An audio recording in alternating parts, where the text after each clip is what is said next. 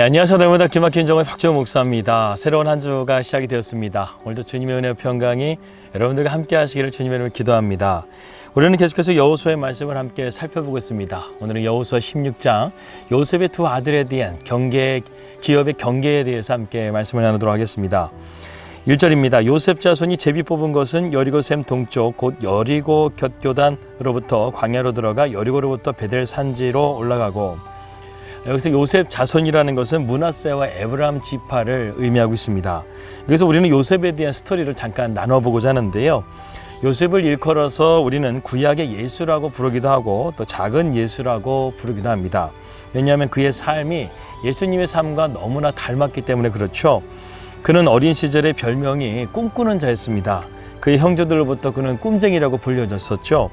그런데 어린 시절에 그에게 붙여졌던 이 별명이 평생토록 그의 삶을 이끌게 됩니다.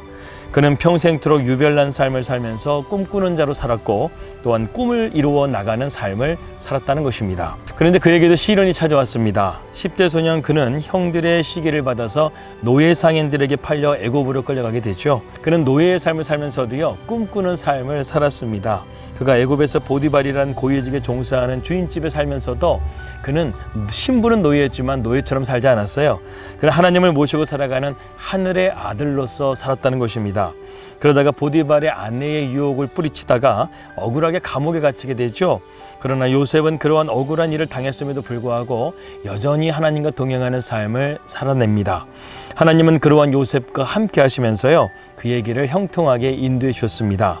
그래서 요셉은 어딜 가나 복의 통로가 되었습니다. 보디발의 집에 있을 때는 하나님께서 요셉을 통해서 복을 주시고, 또 감옥에 있을 때는 감옥에서도 그의 진가는 발휘되었다는 것이죠. 그 술 만드는 관원장의 꿈을 해석해 줌을 통해서 우리가 잘 아는 요셉이 애굽의 총리가 되는 발판을 마련하게 됩니다. 애굽의 총리가 된 요셉은 결혼을 하고 나서 두 아들을 낳게 되죠. 바로 이 두 아들이 오늘 우리가 함께 살펴보고 있는 바로 므낫세와 에브라임이라는 두 아들입니다. 이 두 아들의 이름은요, 요셉의 신앙 고백과 다름이 없습니다. 므낫세라는 이름은 하나님께서 지난날의 한과 아픔을 다 잊게 하셨다, 이런 뜻을 가지고 있고요. 에브라임이라는 것은 미래는 거침없이 뻗어나간다, 이러한 의미를 가지고 있습니다. 이처럼 므낫세와 에브라임은 비단 요셉에게만 해당되는 말이 아닙니다. 하나님은 우리의 모든 지난날의 아픔과 상처와 한을 잊게 하여 주시고 미래를 향해서 계속해서 거침없이 도전하고 전진하며 나아갈 수 있도록 우리의 삶을 인도해 주십니다. 그렇게 해서 하나님은 이스라엘의 12지파의 요셉의 두 아들을 택하여 주시게 되죠. 그리고 여호수아 16장과 17장에서 우리는 이 두 지파에 대한 땅의 분배에 대한 내용을 보고 있는 것입니다. 그런데 오늘 본문에서 눈여겨볼 내용이 하나 있습니다. 요셉은 두 지파임에도 불구하고 제비를 뽑을 때 하나의 제비를 뽑아서 두 기업이 나누어 가졌다는 것이죠. 그래서 요셉 지파는 17장 말씀 보게 되면 이러한 것에 대해서 불만을 품게 됩니다.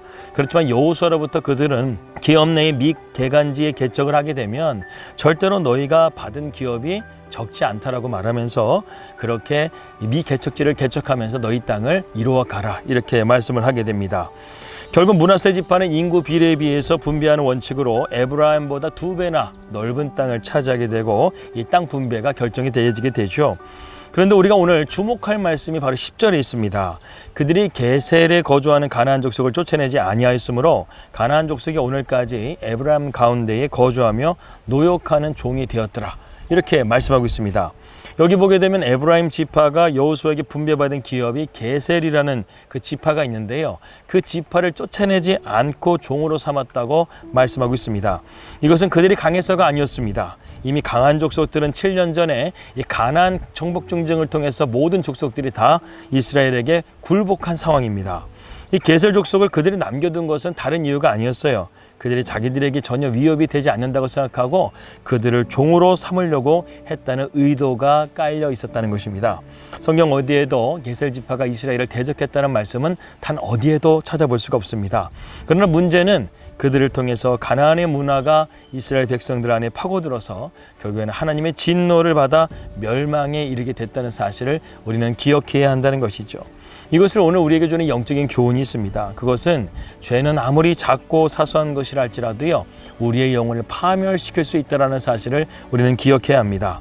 많은 사람들이 살인과 같은 죄에 대해서는 두렵게 생각하면서도요, 거짓말과 같은 죄에 대해서는 대수롭지 않게 여깁니다. 그러나 죄는 어떤 것이든 위험한 것입니다. 죄에 대해서는 우리는 설마라는 생각조차 용납해서는 안 됩니다.